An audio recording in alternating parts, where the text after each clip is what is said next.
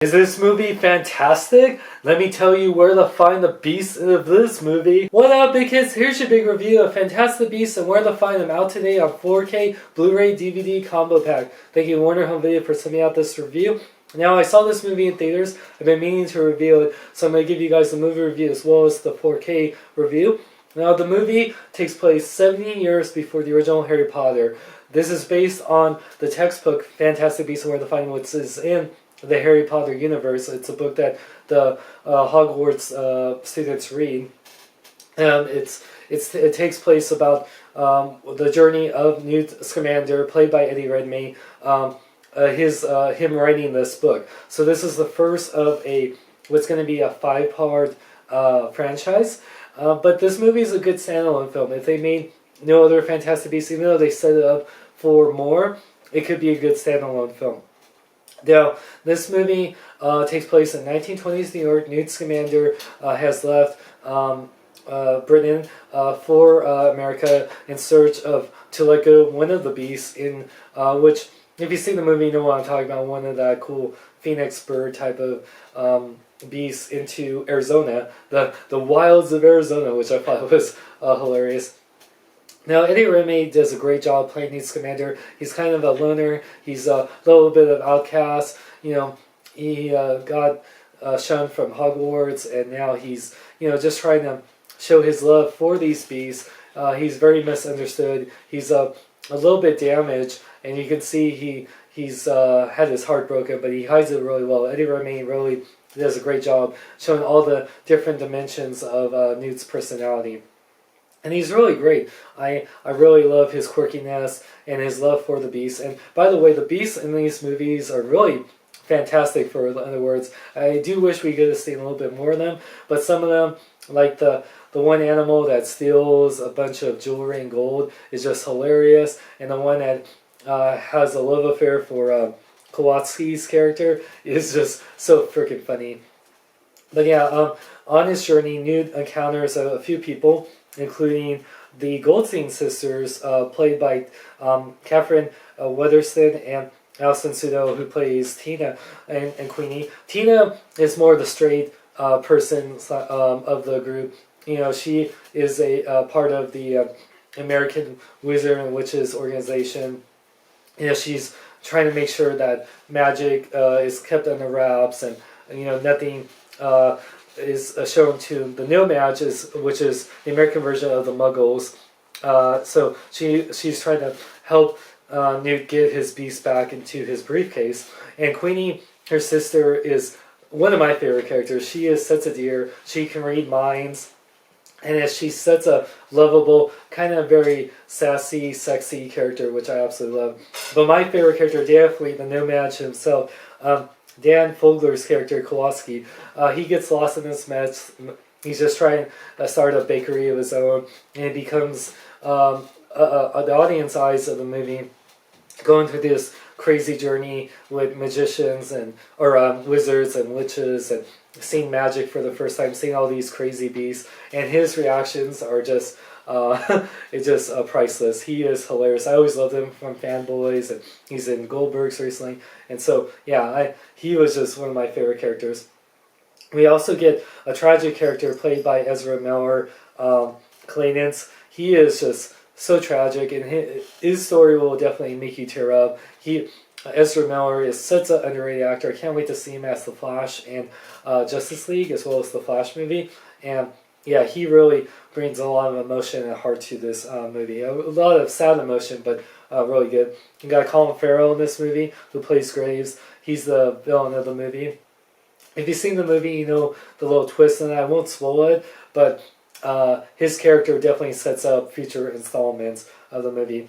And all the other casts are great. What I like about this movie, if you've never seen any of the Harry Potter movies or books, you don't need to enjoy this movie.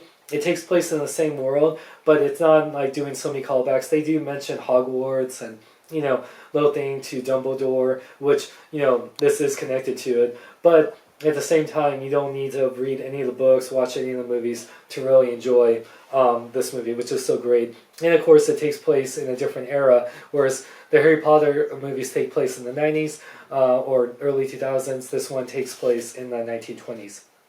So, really great movie. It's really fantastic. Definitely, I would say it's on par with the other Harry Potter movies. If you really enjoy those, you'll really enjoy this world. I definitely would give it a 4 out of 5 just on the movie itself. Now, on to the special features. First, if you're watching this in 4K, this looks fantastic. Really amazing quality, especially with all the beasts in there. Definitely the colors and the audio just really pop, and I really love the score on here. Oh, David Yates directs this, who also directed all the Harry Potter movies after Order of the Phoenix, so really awesome. And the Blu-ray has all the special features, so it has a good amount of special features. There's no director's commentary or gag reel, which I would have loved, but there's still a lot of great ones. The 15-minute featurette about before Harry Potter New Era of Magic begins. It talks with J.K. Rowling, David Yates, and the cast about the journey to make Fantastic Beasts and start on a new saga of the Harry Potter Wizarding World. And it's really cool, especially with J.K. Rowling, her talking about how she really wanted to do this, and even she said never say never when it comes to Harry Potter. So it's really cool that she decided to do this, because we get to be more in this world. And then there is a bunch of featurettes on characters, whether it's on Newt Scamander, the Goldstein sisters, the Nomad Baker, the new Salamanders, and the President of the Order. So it's just a little in-depth thing of each of the characters. Each of them lasts about 4 or 5 minutes. Which is really cool, especially since a lot of these characters are new. It's really cool to see little with the actors and J.K. Rowling and David Yates talking about creating these characters and their little nuances, their design and wardrobe. And then there's featurettes on the creatures, whether it's the Fantastic Beasts themselves, the Bo Truckee, which is like the little Groot little character, and the Thunderbird. So each of them lasts about 3 minutes, talking about all the different beasts on there and designing them and how fun it was. Then there's a whole feature on the design, like shaping the world of Fantastic Beasts, with New York City, on Newt's magical case, the blind pig, and just talking about designing 1920s New York and the 1920s in general with all these different places. And then there's about 15 minutes of deleted scenes. Some of them, a lot of them I can see why they deleted them, but there's one great one with Tina and Queenie seeing their alma mater from their school, which is, I wish they kept it. It was so great. And then just some trailers. So good amount of featurettes. I really recommend this movie. If you're a big fan of the Harry Potter franchise, or you just love magic, you love wizards and witches, and you especially love the 1920s, the cast is so wonderful. I think there's a lot of heart to this movie. Definitely a great setup to what will be the next franchise. Like I said, it's not. It's a lot like The Hobbit and the Unexpected Journey. It's setting out. It can be slow at times, but it really engulfs you back in the Wizarding world, especially in the 1920s. So definitely recommend buying this movie, especially on 4K. And thank you to Warner Home Video for sending out this review. For more, check out my website, SeanXLong.com. Like me on Facebook, follow me on Twitter, Instagram, links in the description. I'm Sean Long. Remember to live long and love life. Thanks to Warner Home Video for also sending me this Nail Madge little tag to put on my briefcase. America is so lame compared to the Brits. It's like Muggles sound so much cooler than Nail Madge. Wow, you're one big bad Megazord. Thank you.